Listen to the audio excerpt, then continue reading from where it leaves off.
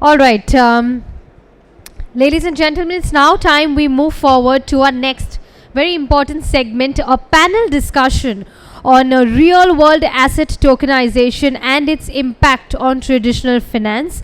Well, we had some very important sessions since morning, starting from Forex to talking about Bitcoin to also looking at the gold investment outlook, to a very fantastic panel in the morning. And we had some another very crucial key segments that came your way. But now it's time we move our gears to a very important topic on the real asset tokenization and its impact on the traditional finance. But before we do that, I'd like to remind you all one more time that we have our online community as well. Well, that's the platform where you can share your key insights and everything that you get to experience onto the social media handles with the hashtag MoneyExpoIndia 2024.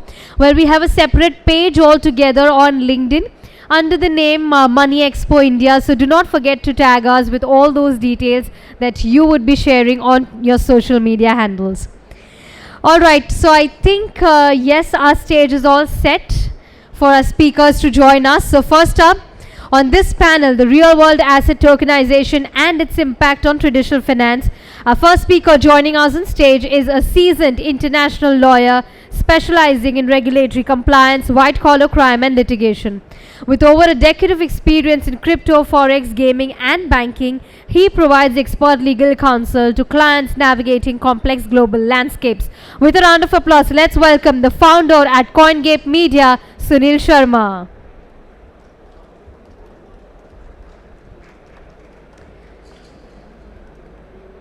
Do we have Mr. Sunil in the room?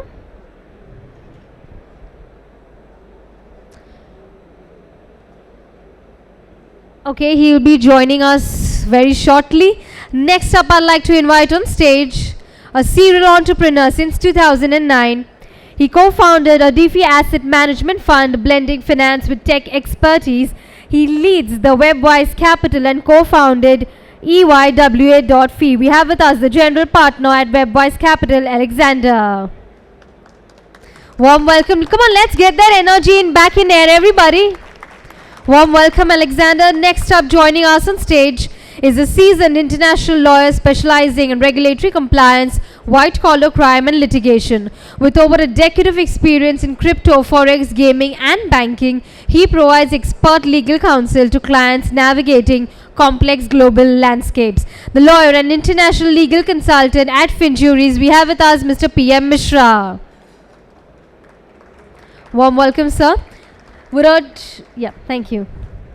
Next up, joining us on stage is the founder of Book Protocol, leveraging blockchain to create secondary markets for expiring assets like travel and event tickets. With a strong tech background and entrepreneurial spirit, he aims to revolutionize the real-world industries with his innovative solutions. Joining us on stage is the founder at Book Protocol, Nikhil Kulkarni. Warm welcome, Mr. Nikhil.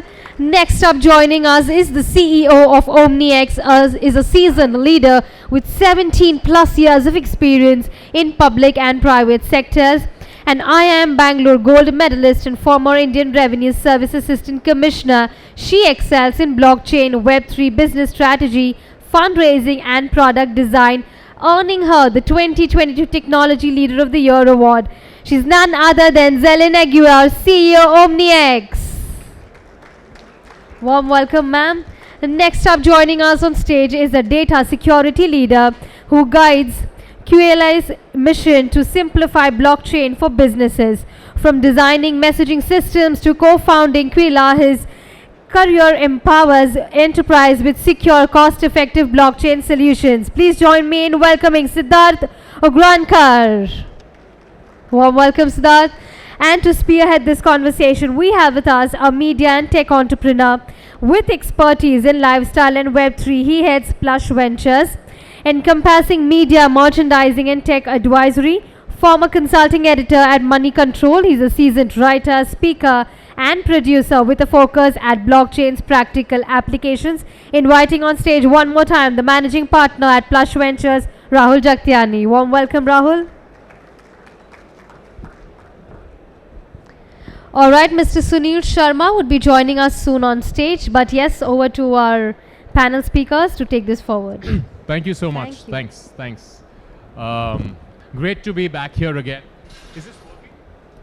Hello, can you guys hear me? Yeah, so great to be back here again. We had an interesting session on crypto earlier, and now we are here to take this discussion a couple of notches higher, talking about real-world assets and tokenization on blockchain. We have a fantastic panel as well. And I want to first start off with Zilleen.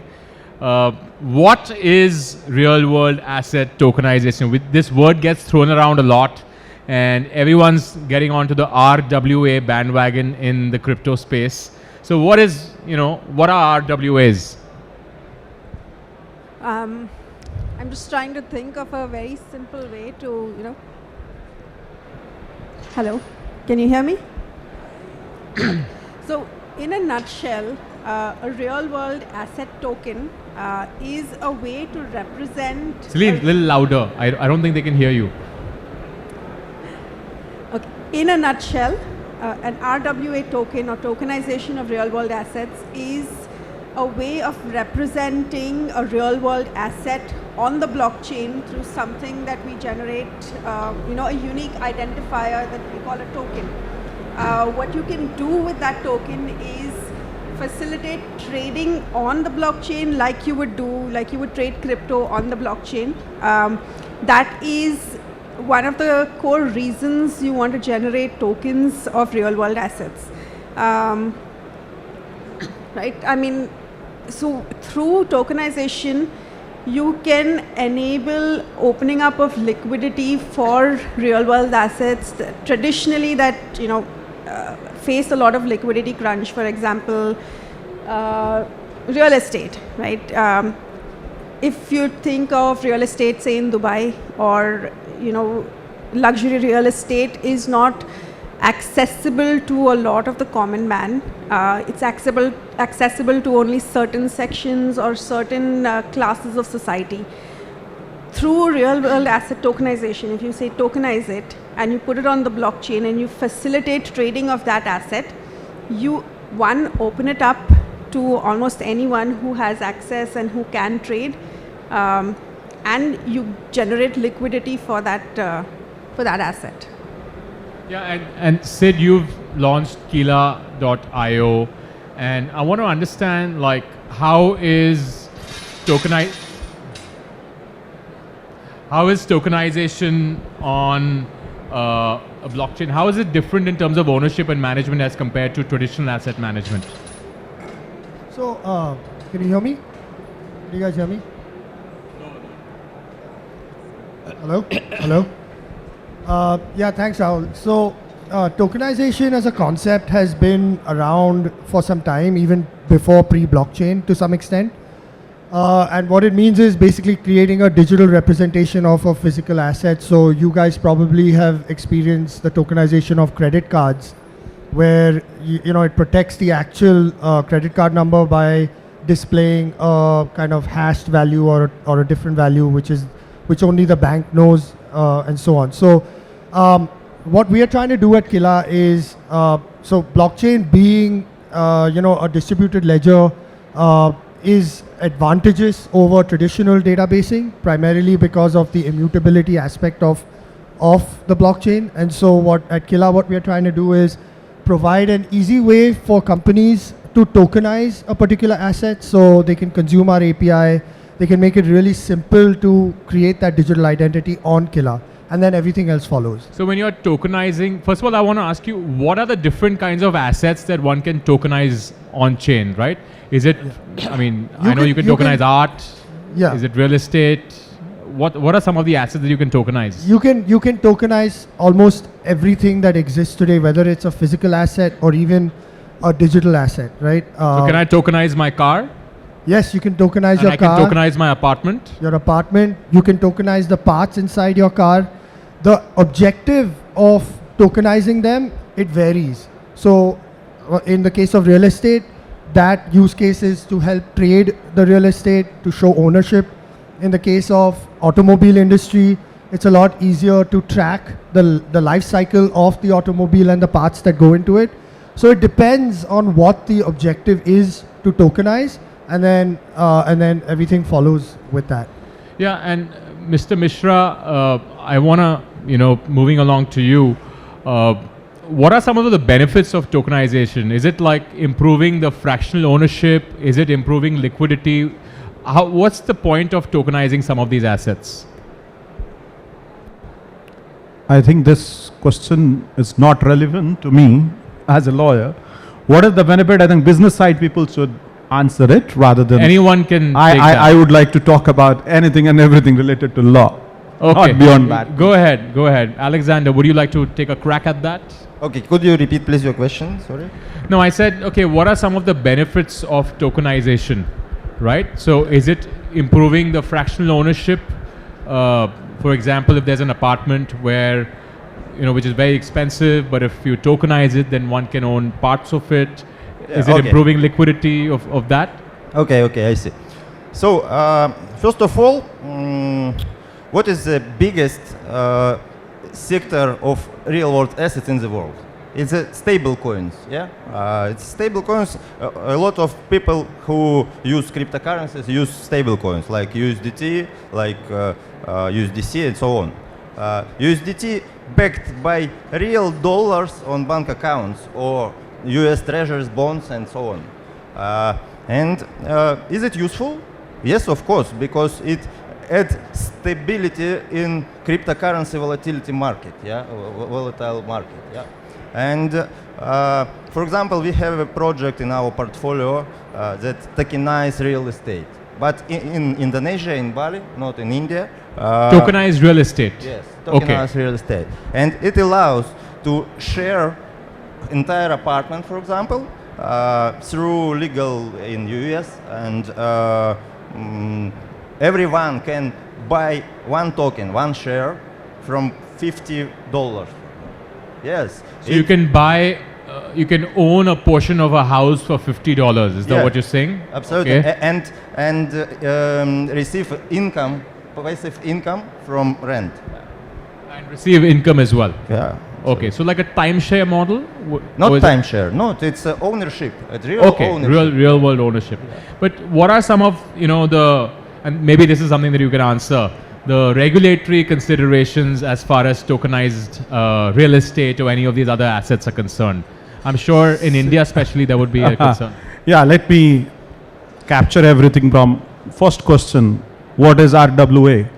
Real world tokenization, real world asset tokenization. Anything you can see, you can always tokenize. But the issue with that is when you tokenize any asset, it creates a value. And that falls under security token, security act across the globe. These people, as you know, crypto, few people claim it's bubble. I say it's a very good storytelling. If a story is good, someone is purchasing it. Some people are there, they are tokenizing NFT. They are tokenizing picture. But let me go to the other part, that is the legal way.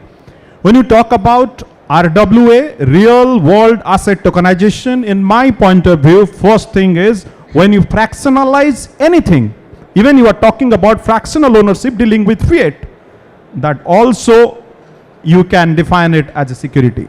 Hurdle number one. What these people are doing, one of my, three big platform, real world asset tokenization platform. You can say Tokeny, DigiShare, Bricken. I'll give you three names. Bricken is based on DAO. They are talking about decentralized autonomous organization. Okay, for the audience, can you just explain what a DAO is? DAO is, cooperative societies. I'll make it very, very simple. Cooperative society. In cooperative society, what happens? It's basically everyone has got one share. DAO is a decentralized autonomous organization. You are the owner of that. Every member of that particular organization is basically ownership goes to him. And you know how they are actually manipulating with the DAO concept? Very cleverly. They say, okay, I am the owner of the DAO. Indirectly, I am the beneficiary, but I am saying, no, I am running a DAO. Why? so that they can avoid the regulation. They can avoid the centralized agency. That is the truth of DAO. When someone said DAO, remember one thing, in DAO, if you invest, you are a part to it, you are responsible for your own deeds. Central authority, nowhere in the world. I'll tell you about UAE, they come up with DLT Foundation in ADGM. If you go through the DAO structure, the man who is heading is basically one of my close colleagues. So, you know, what is the formula? Formula is ultimately they are dealing the way they are dealing with centralized stuff. So DAO is that, and many of the RWA are running on the, you know, they base the whole regulation, their whole principle of that platform based on DAO. So Bricken is one of them. You can check it out. They're very popular in Europe. So, you know, for those who are not very familiar with DAOs, decentralized autonomous organization, a very oversimplified example that I like to give is a group chat with a shared bank account. I don't know if that's accurate, but that's how I like to describe it for people who don't quite understand. We are used to understanding centralized organizations. You've got a CEO, you've got a CFO, you've got management. Here there's no specific CEO. It's decentralized, but essentially it's like a community, a group of people, but with a shared bank account.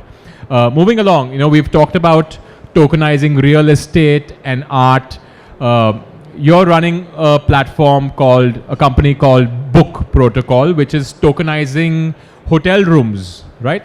So that's not a permanent asset in that sense. Tell us more about that and how RWAs come into the whole travel space, because everyone here likes to travel. Everyone here must have made a hotel or an airline booking at some point. And what if you can tokenize your airline ticket or hotel room and sell it to someone else? And I think Nikhil's building something very interesting in that space. Sure. So RWAs are any real world assets, right? So we've spoken about real estate. We've also spoken about USDT, USDC, which are stable coins. So you have a financial asset, you have a real asset, which is permanent. Real estate is permanent. What we are looking at is a third category, what we call dynamic RWAs. Dynamic in the sense that they are not permanent, they are impermanent. They have a lifetime value, they have a starting point and an ending point. And in simple terms, think about any kind of a travel booking, either your airline ticket or your hotel booking, or think of an event ticket for that matter. It has a particular shelf life. So the hotel booking is valid from the check-in date to the checkout date. There's a particular period for which it is valid. And only for that period is it an asset. What we do is we tokenize these impermanent assets. And now there are 2-3 things that happen. I think you spoke about one of the big advantages of tokenization is to lend credibility to the ownership. So today, if you had an event ticket and you are unable to go, what do? You would probably lend it over to a friend, or if you wanted to sell it, the biggest problem is whoever is going to buy it is going to have to trust you saying, is this a valid ticket? But when you tokenize this asset, what you do is you establish provenance. So at the point of tokenization, what our protocol does it establishes the validity of that asset. So what has happened is, you know that you're going to buy a token and that token has a real event ticket behind it. So that's one big advantage of tokenizing these impermanent assets. The other big advantage is quite obvious, that you can resell it. I mean, today, if you were to resell your hotel booking, you cannot. There is only a very small class of people who have access to these open tickets, travel agents with access to open tickets who can do it. But by tokenizing it, we can open that up to a much larger audience. It can be the travel agents, but it can also be you and me, people who just book a hotel room. You can also sell your own booking to somebody else, and the buyer is 100% assured that this can happen. And then it opens a whole, I would say, Pandora's box of other kinds of permanent assets. For example, I'm not going to go too deep into these other assets, but think of gym memberships, think of club membership, think of subscription services that you may have access to. You've used 6 months out of a 1-year subscription, you want to sell the remaining 6 months to somebody else. All these are forms of impermanent dynamic assets, dynamic real world assets, and that's what we are tokenizing. So this could be very useful for, let's say, loyalty programs as well. Probably Absolutely. Your airline miles. If I feel like I've accumulated a certain number of airline miles, and if I don't plan to travel so much this year and use those airline miles, I can maybe monetize that by selling those airline miles to somebody else without really having the airline partner or whoever's issued that that program, issued those Exactly. miles. I mean, where this comes from is the typical Web3 ethos. So you had Web 1.0 where you were just consuming data. Then today we are living in the social media Web 2.0 world where we are creating information and we are consuming it as well.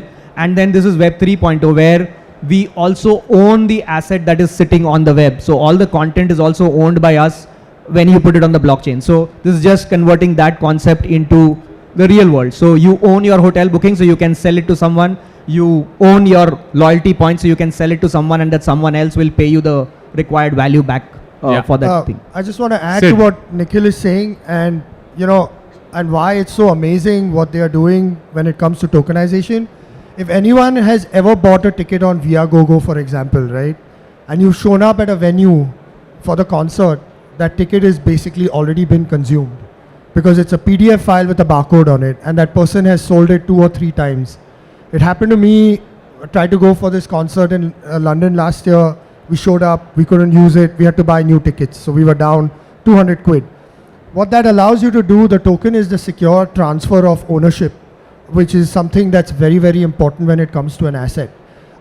This includes luxury watches, for example, right? When you have so many fake watches circulating in the market and you don't know in the secondary market when you're actually buying something. But when you have a token that's coming from the manufactured entity, which is on the blockchain, it's very hard to actually dispute that token. And so it becomes easier to sell that token, to transfer the token, and prove the provenance of that particular asset. Where's that token coming to? So let's say I buy a Rolex watch from a watch store, right? You're saying that the watch store or maybe the company Rolex is gonna send me a token? Yeah, so when you... And where's it gonna send to?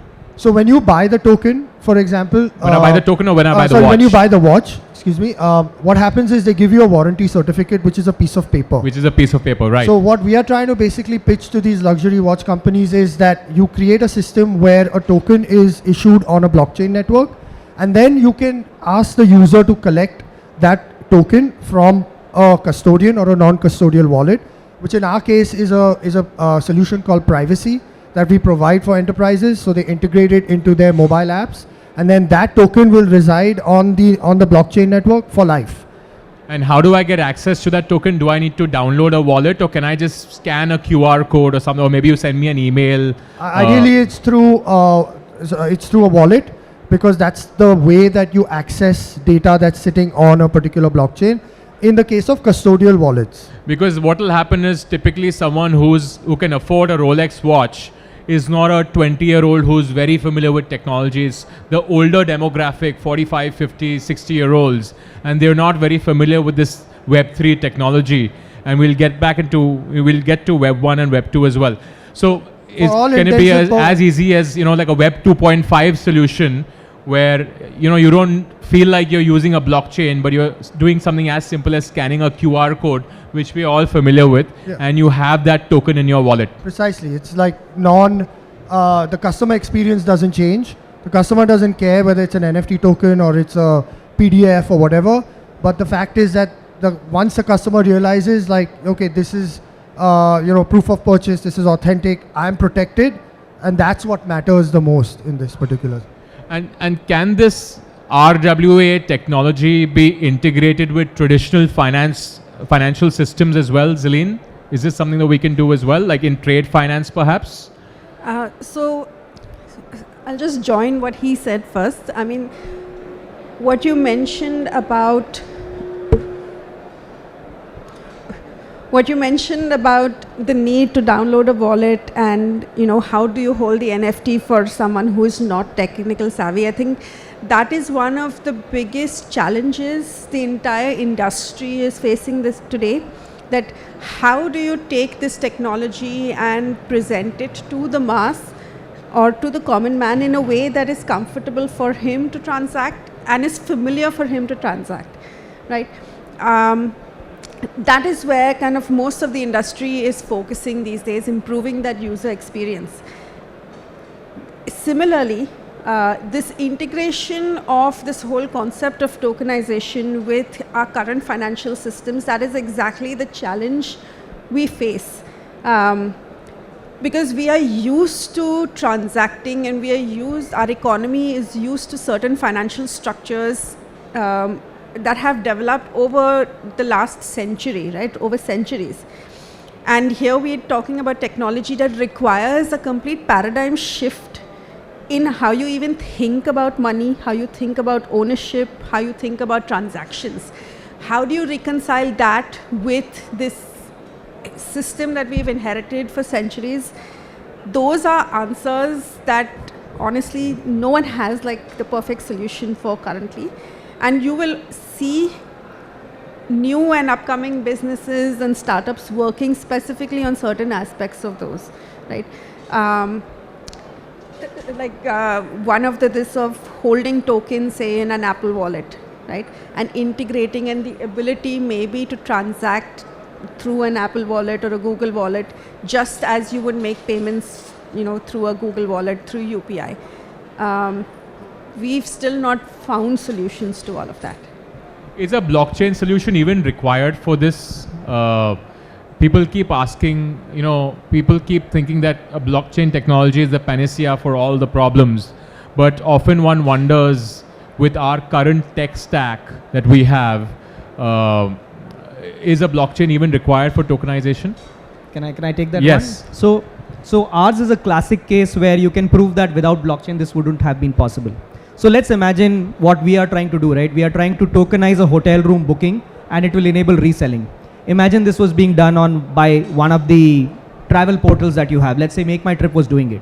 Now, if you booked a hotel room on Make My Trip, you can sell it only to somebody else who's already shopping on Make My Trip. Somebody who's trying to buy a hotel room on yatra.com cannot buy a hotel room in that case.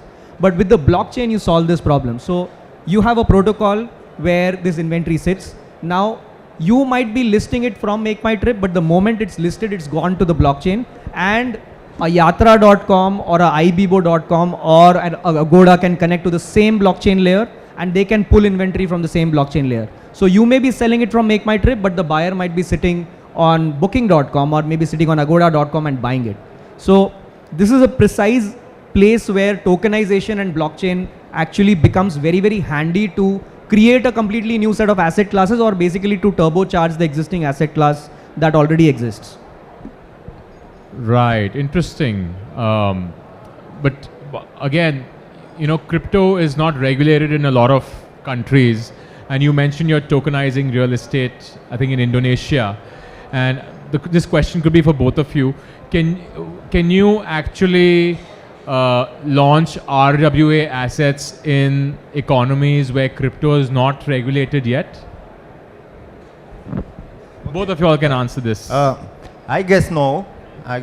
For example, in our case, we can tokenize real estate in any country where company DAO from US can buy property. Our tokenization will work. Sorry? That's just a structure that they built. Okay. Yeah. Now they registered in Wemming, so then it's again malpractice of structure, and the legal structure works in that way. So that's not a perfect solution, but yeah, if you want to get into real estate tokenization or any other asset tokenization, frankly speaking, until unless regulator is flexible and come up with a clear idea about real estate tokenization, you are tokenizing a real estate, that's a physical asset. And what is tokenization? It's a fractional ownership. Individuals are getting the ownership. Basically, tokenization, when we say tokenization, we mean fractional ownership. That's it. Right? It's enabling fractional ownership. That's what central agencies understood. Until unless they accept the fact crypto is a way of life now, we have to regulate it. Frankly speaking, anyone who is running I'm talking about token even, every platform is facing the challenges, regulatory challenges. If you are running your own RWA tokenization platform, I'm 100% sure if you are new, then maybe tomorrow you will face the trouble. So onus is on regulator. Until unless central regulating agencies understand the pain and support and come up with a regulation, this problem will persist. And maybe it's a phase of innovation. it will take few more years to be normalized. Then, but RWA is far better. If you ask me what sort of token I should purchase, I would say, yeah, something backed by something, token, people are coming up with token, having nothing. So it's better to have something which is there. So that's better.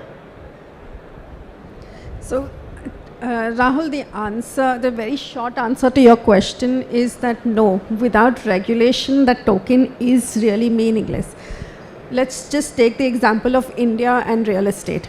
Now, there exist traditional Web 2 fractional platforms where you can own fractional pieces of real estate, right?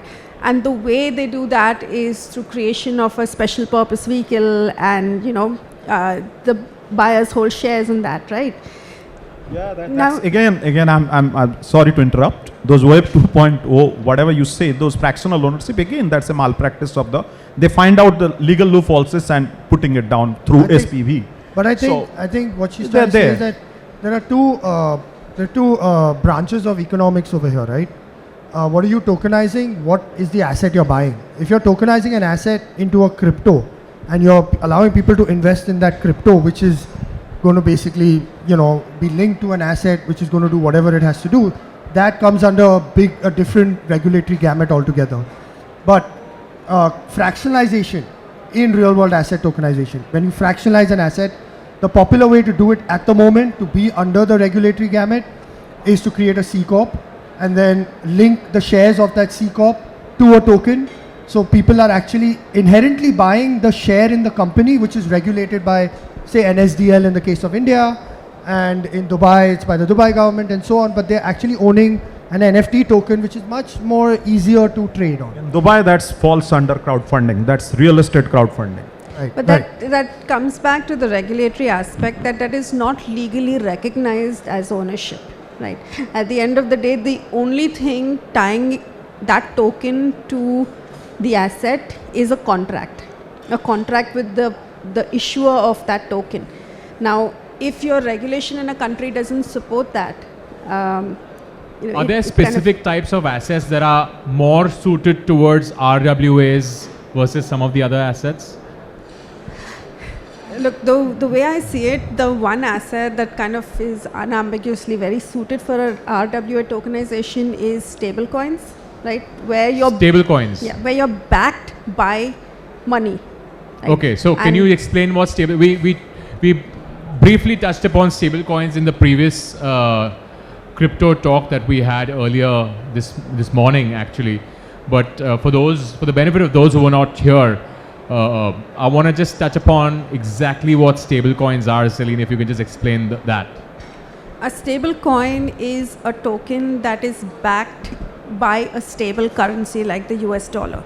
So, for example, if I tomorrow issue 1,000 US dollar stablecoins, I am effectively saying that one of these tokens is equivalent to $1 US for which I am holding in my bank account, and anytime you come to me with that token and say, hey, you take your token, give me the US dollar, I will exchange it and give it to you. The reason they're called stable coins is relative to the volatility of crypto, they are stable, right? I mean, we're used to denominating everything in US dollar and fiat currencies. So it's as good as a regular currency then? Correct. Yeah. Except that it's on the blockchain, which makes it tradable on the blockchain, tradable across geographies, which you typically cannot trade forex. And also it's probably cheaper to trade that, because if I have to send money to the US through the traditional banking system, it's going to take 2 or 3 days, T+2, T+3, and it's going to cost me $30-40 in bank fees. Absolutely. So a stable coin can be instant and across geographies for fractions of a penny. And that stable coin, let's say you have stable coins like USDC and USDT, right? So I can send you 1 USDC, or let's say 100 USDC, which is the same as sending you $100, but I can do it instantly without any banking intervention, and for fractions of a penny instead of paying $30-40 in bank fees. Is that what a stable coin is? Absolutely. I mean, you hit the nail on the head. the biggest advantage for a stable coin and as you know a token is that instantaneous transfer. Fees, of course, you would incur fees to convert it into a currency of your choice, etc., etc. And depending on what blockchain you're using, the fees of transferring also would differ. So there could be, kind of debate on whether it actually impacts. So fees. essentially, we have tokenized currency here, right? Absolutely. Yeah. Okay. Yeah. And so I know a lot of companies who do frequent forex transactions of settlements. They are relying more and more on stable coins and like USDT, USDC for settlements only because it's so instantaneous. Yeah, so I thought you were saying something. You obviously, Yeah, you it's- feel it's- like you had something to say. It's quick, it's fast, really fast. But that has got two different angles. One, faster speed, you can really transfer your money from one country to another. And maybe in that speed, something will come to you as well and back. Reason is, again, many of the countries, they have FEMA, you know, the Foreign Exchange Act, who is again, technology is way ahead, but regulators are not. So eventually, it's okay. Technology-wise, everything is okay, speed, fast, less money, but with its own demerit. Any geographies where this is being successfully implemented, whether it's, you mentioned Indonesia, for example, but any other parts of the world where, let's say, if I want to buy a house or a car or maybe a really expensive painting, right? Dubai is quite open to it. You can have, you can purchase, but now, the latest news is, Dubai government is coming up with own dirham-backed stable coin. And you can, as a private individual, can also come up with that kind of stable coin. That's known as, they name it as payment token through central bank. That's a big deal. Like the first government who comes up with that, government, and they will not allow USDT and USDC to run in UAE. If you want to use USDT or USDC, you have to go through dirham-backed stable coin. They give a notice period up to 2025 July. After that, you can't use USDT and USDC in UAE. Eventually, if you're a private person, if you have money, you want to come up with your own stable coin, you can. Again, that will be dirham-backed. So, I'm not a big fan of stablecoins, to be honest. So I'm not going to get. You're into not a that. big fan of stable I'm coins. not. I know, but this is an RWA panel discussion. I just want to highlight an incredible. Stable coins, as Zilleen mentioned, are also a form of RWAs. I mean, like I said, you can tokenize everything, but the true stable coins are the ones that are issued by federal governments, like the e-rupee, the dirham-backed government, because Which is like a central bank digital currency, Exactly, a CBDC, CBDC, right? which is a whole different ball game and a right? But conversation. the e-rupee, you can download the e-rupee app on your phone today, and you can buy the e-rupee. I bought 100 rupees worth of e-rupee, and that's a whole different conversation. But coming to trade finance, for example, I've seen some great use cases with HSBC, where they're doing a lot of the bill lading and the letter of credits using smart contracts and Oracle services. Very technical terms, but essentially a good example. I follow Chainlink Labs. You should look into it as well. It's if two people bet on one item, the money goes into an escrow account, and then an Oracle service is responsible for providing information to the smart contract to automatically credit the money into the winner's account. And that makes it really easy to trade. Can you essentially. explain in very simple terms how RWAs, real world asset tokenization, is being implemented in trade finance? So for example, if I am, let's say, exporting goods to Europe, for example, right? So I am exporting goods and I am expecting money, let's say $10,000 from my buyer in India, right? Who's going to pay me against the bill of lading. So can you, given this example, very simplified example, everybody understands basic international trade, how can RWA tokenization be of value here? So what happens in that scenario is you have a bank that's basically telling the buyer that I will make the payment on behalf of my client once you get the goods. Yes. And then it's my responsibility to go and collect the money from that client. Now the issue in the current scenario, this process takes 5 days, 6 days to happen. Sometimes the bank doesn't even want to collect the money from the client because they've not paid the bank for a certain number of transactions. So what a smart contract implementation happens is that What exactly is a smart contract? a smart contract is an agreement between two parties that is executed on the chain. So it's self-executing code. Correct. It can be a self-executing code. So you have to add that piece of line saying that if conditions are met, then execute, and then the money is basically whatever it has to do based on the conditions that have been defined. So if Sid sends the money to me, Rahul has to send the goods to Sid. Yes. And that can be a piece of code which is executed automatically, right? Yes. Rather than manual intervention. Is that Yes. what you mean by a smart contract? Correct. So there's a Oracle service it's a data We're discovery getting too tool. technical. This is why I'm trying to simplify So it. there's no human intervention in this case, basically. So it's all enabled. Coming back to Nikhil's statement, that is not possible to do it on a Web 2 system, but blockchain enables this to happen, where once the contract receives the relevant information, it executes and the money is automatically transferred. In order for this to happen, you need three participants. You need a buyer, a seller, and a bank that agrees to have this transaction take place. And so HSBC has taken the onus. They have created this amazing thing. They're doing an amazing use case with Landmark in Dubai, where they are doing all their import trading on the blockchain, right? And it's all being done within 24 hours. Like, so goods are coming, money is transferred, goods are coming. There's no person calling up and say, hey, I've received the goods, can you transfer the money now? That kind of stuff is not happening anymore. So if I can probably give a travel and hospitality example here, right? So people, you probably had a scenario with yourself, or you've heard somebody that they booked a hotel room, and then on the day they walked to the front desk said, sorry, we don't have your booking. I'm sure you've heard of those horror stories. Now, why does that happen?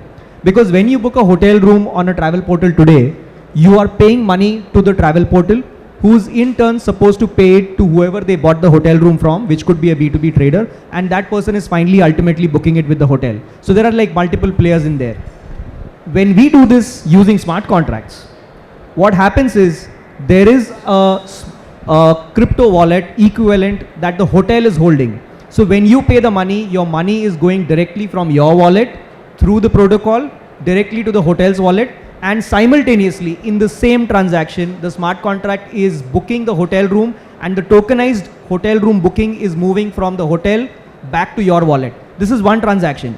Unlike the current world today, where you've made the payment and then 3 days later the hotel comes to know of the booking, here it is all instantaneous, it's one transaction. So if your payment fails, your booking doesn't happen. If your booking fails, your payment will also automatically get reverted into your wallet. And none of this requires any manual intervention. There's no reconciliation happening. There is no army of back office processing sitting anywhere. It's all done completely by smart contracts. It's 100% guaranteed on the blockchain.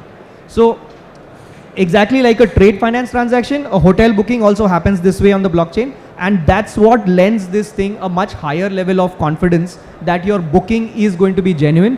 When you walk up to the front desk is going to have that booking with them. So that's a big difference that RWA tokenization can bring. It can, because the value transfer and the asset transfer are simultaneous. That is another layer of value that blockchain unlocks for you. And now that you guys are all talking about tokenization, and perhaps Alexander and Mr. Mishra will agree, one area where I feel this can really help is probably the insurance industry, right? Everyone may have had horror stories or know of people who've got horror stories. When you go to claim insurance, you never get the insurance, or it's like a uphill battle. So let's say a farmer in a village, takes some form of insurance कि अगले साल बारिश नहीं पड़ी, and if I don't get the regular crop, फसल नहीं होगी, तो I should be able to claim some insurance against that, my losses. So that's probably when you can a smart contract that can execute on its own with information through an Oracle, which is a third party database, कि अगर बारिश नहीं हुई और अगर मेरे फसल का डैमेज हुआ, तो I'll automatically get the insurance money without fighting with some insurance company. So that's a very interesting question. It's a very simplified example. Yeah, because one of the biggest challenges with this whole concept of tokenization, especially when it comes to bringing real world data onto the blockchain in a digital format, is specifically the verification of that data when it's being recorded, right? Now, it's a very simplified way of saying, okay, we'll have a third-party database which records the rainfall or records the conditions, right? But who is actually verifying that conversion of the data into the digital format? Right? That has not been satisfactorily solved for most situations in most cases, right? Right. Now, the insurance company, for the reason why insurance payouts are delayed, is verification of your real-world incidences. Now, if the insurance company does not have a satisfactory way of verifying the data today itself, how do you then carry it forward and say we've recorded the data on the blockchain? Who is that person or who is that system actually verifying that? Right? That's another challenge of real-world tokenization, because at the end of the day, that what's on your blockchain is only as good as the data that has been recorded. And we've been talking about, Alexander, we've been talking about traditional assets, right? What about decentralized finance and decentralized assets? Can they be tokenized on a blockchain as well? DeFi applications on a blockchain? Do you mean tokenized DeFi application blockchain, or, Can- use can- tokenized assets? Can decentralized finance applications leverage RWA assets?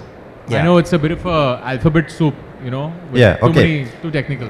So on the one hand, yes, of course, because we have tokenized assets in blockchain, and we can use it like a collateral, for example, in lending protocols, and make loopings like we borrow some USDT, for example, and we have collateral as a tokenized real estate. Yes, and we can buy more real estate and to take more money, for example, and do it a lot of times.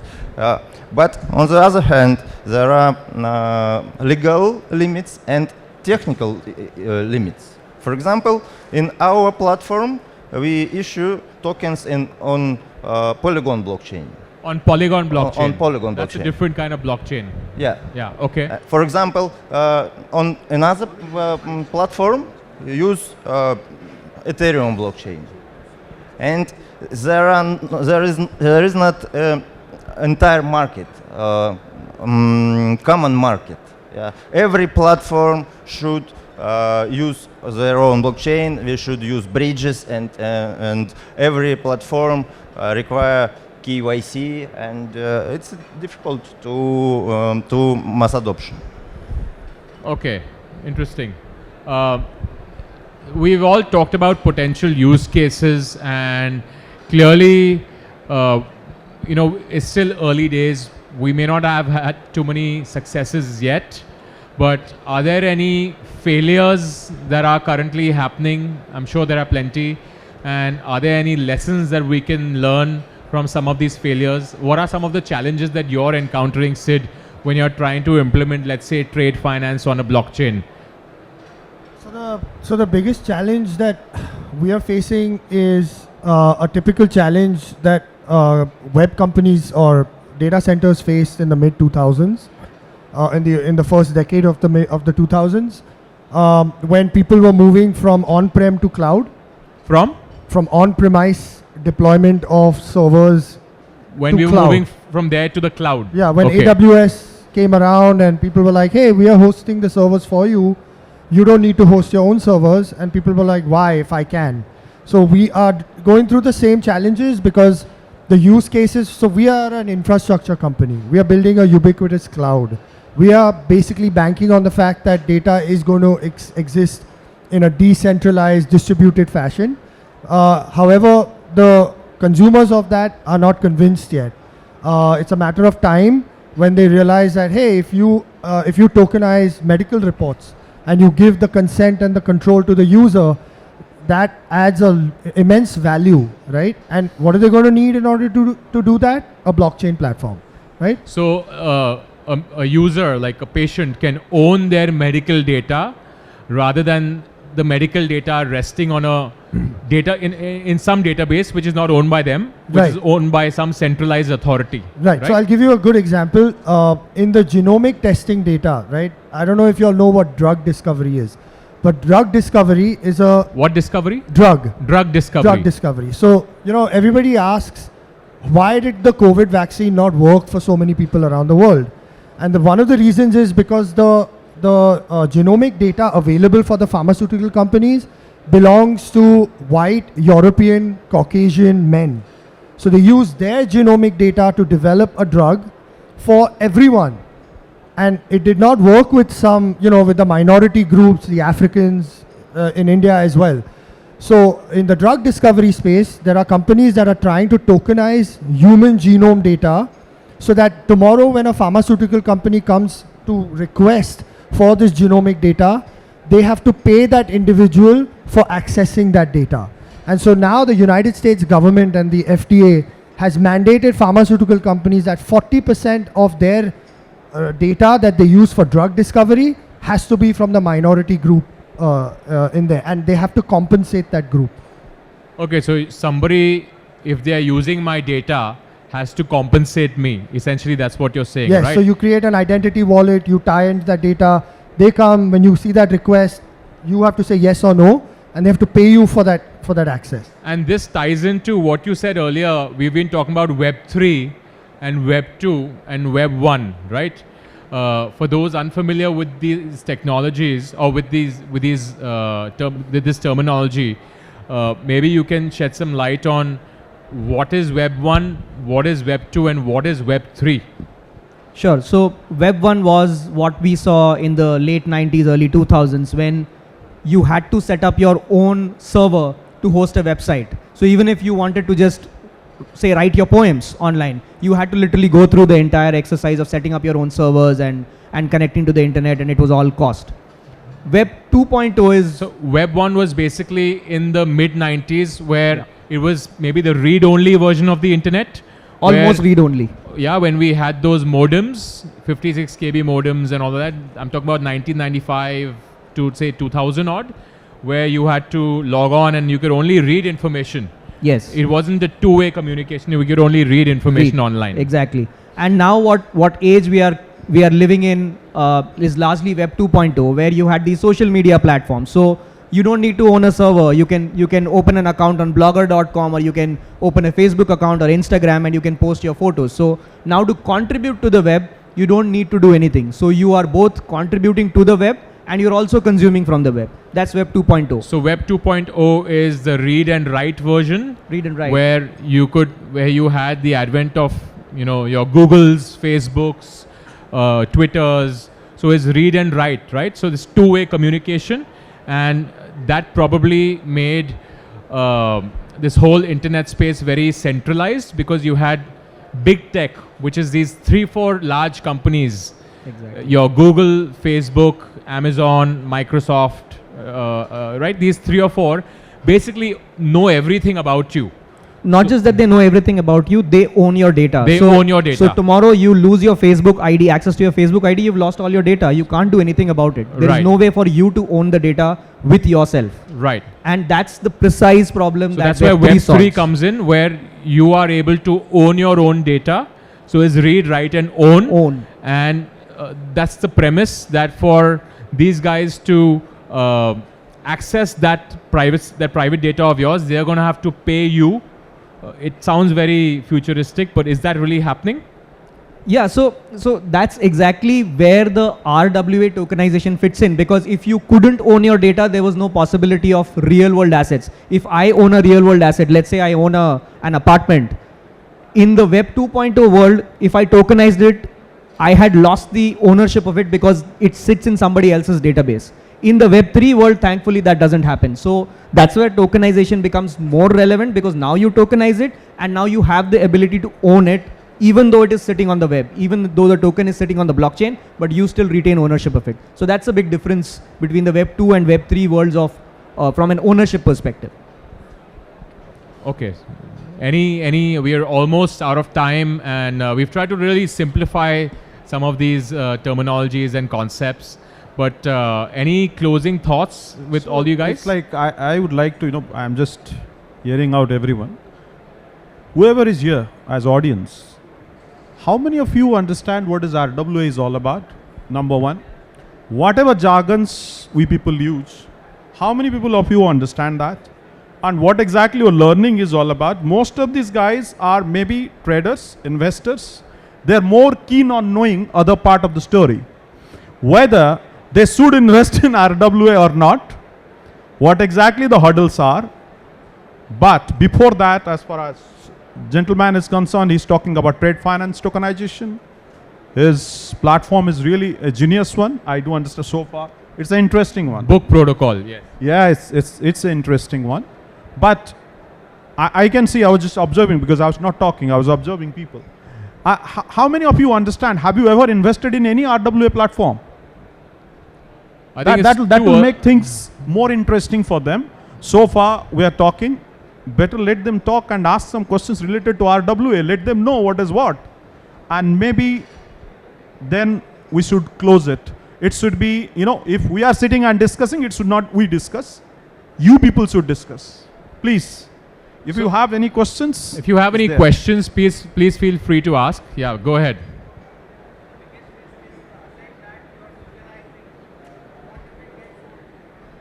The asset that you're tokenizing, what if it gets sold? Yeah, that's exactly where protocols like us come in, right? So when we tokenize the asset, we have connectivity built in with the asset owner's systems. So if the token gets sold, it means that the asset has also been sold. Vice versa, if the asset on the other side is getting sold without the token getting sold, we have an ability to block it in their system. We have an ability to stop them from doing that so that frauds don't happen. So in the case of real estate, without tokenization, assets are getting sold without your knowledge.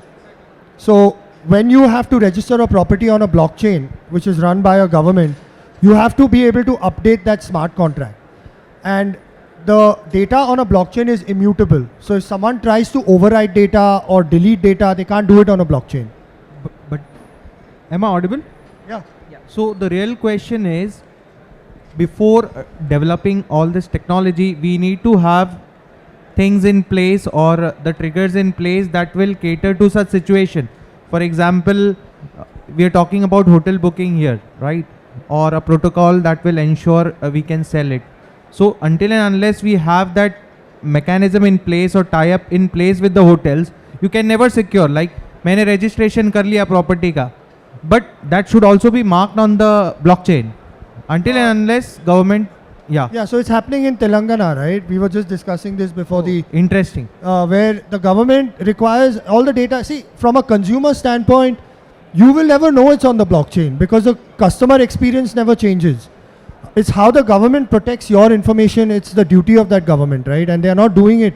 So when these states are actually implementing solutions like the blockchain, it's automatically protecting the buyer and the seller so that bad actors don't come and take advantage of yours. Anybody can go and pay. Like in Goa, for example, they are selling properties using cash and giving NOCs because they can't transfer the actual sale deed without the consent of the actual owner.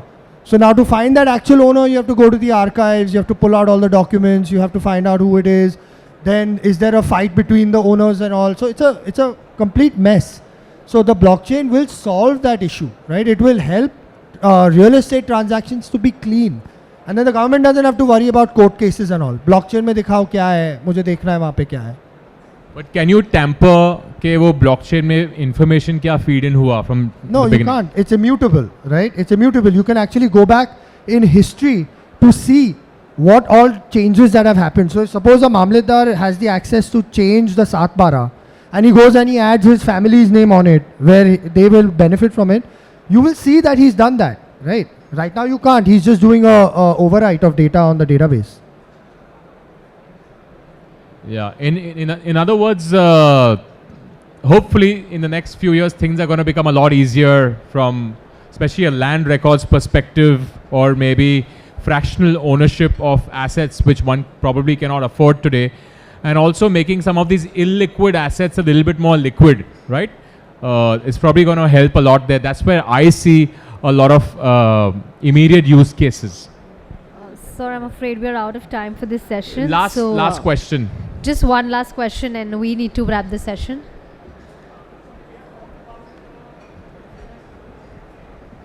Can someone give him a Can we mic? please get the mic? Yeah. Am I audible? Not audible. Now? Right, Yeah, chalu it's mic do on. na yaar. It is Just hold on, it is closer. on. Just hold it closer. Yeah. So we have talked about the consumers aspects here. So how you gonna solve the problem on the seller's aspect? In the case of hotel or airlines thing, how they gonna agree that yes, I'm going to accept this thing, yes, मैंने एक ticket book किया, मैं किसी और को देना चाह रहा हूँ. How that hotel and airline are going to implement on their system and why they will agree? Because it is gain for them, no? Because I'm not using that ticket for my any activity. So it's a luxury. That's a very valid question, because while the consumer may want to sell their hotel or airline ticket to somebody else, but the hotel and airline, the stakeholders, are they agreeing to this sort of setup? Yeah, so that is a conversation we keep having, and a lot of them are agreeing. Also because we make them a part of the transaction cycle. So what happens in our case is every time you trade the hotel room, the commissions on it go and accrue to the owner of that particular hotel or the airline in question. So they are becoming a part of that transaction cycle. That's one part of it. The second is you have to look at how they view it, right? Unlike what a lot of people might think, for them a cancellation is actually a cost. It's not a revenue source always. For an airline, if there is a cancellation and they are unable to fill that seat at the last moment, they've actually lost the revenue on it completely, even though they did collect a little bit of a cancellation charge, maybe 20% of it, but they lost the 80% of the revenue on it. Instead, if this was utilized by someone, if it was resold at a higher price and they got commission on it, they not only get the commission, but they get the utilization. And that's more important for them from a revenue perspective, more important for them from their bottom line perspective, than getting the small cancellation charges that probably contribute a little bit to their top line. So is this not heavy on them to manage the data? Because if I'm booking my airline ticket, so my whole KYC is going to be with them. So suddenly changing that whole identification to someone else is Like not your PNR number is with the airline, yeah. right? Yeah. So is it not going to be heavy on their data keeping side or managing? No, the so verification part? that's exactly where our protocol comes in. So they don't have to deal with each and every transfer that's happening. What we do is we provide them the name of the traveler, just say 4 hours before the takeoff time of the flight. So we tell them who's going to travel, and all the data continues to sit in their database. This data is not the personal data, the private data is not going to be put on the blockchain. So there are a lot of complexities like this, what you mentioned, and that is exactly the purpose of building a protocol which solves these things together for the entire industry, so that each and every player doesn't have to worry about it, and we solve the problem once for the industry and everybody adopts into the protocol. And coming to the real estate part, so Sir, can we please continue that just last discussion a thing, just little last- later, last because we are part. absolutely out of We're time. a little late. I would Yes. encourage you to Fine. continue this conversation offline with Nikhil, and you. Thank you so Nikhil's much. available all evening till late in the night to have these conversations. Nikhil can talk about RWAs all day, all night. On that note, thank you guys so much. You've been a wonderful audience. You've been a wonderful panel. Thank you guys so much for being here. And thank you for your wonderful insights. And hopefully we were able to add some value and simplify this really interesting topic on RWAs. Thanks a lot. Thank you so very much. Can we have a bigger round of applause for all our panelists? Thank you so very much, Rahul, for beautifully spearheading that conversation. I would urge you all to please come together for a group picture. Well, I must say that was not just a panel, it was a masterclass in itself. So thank you to all our speakers for really sharing your time with us and giving us those key insights, those key data points, and sharing it with our audience. Thank you so very much.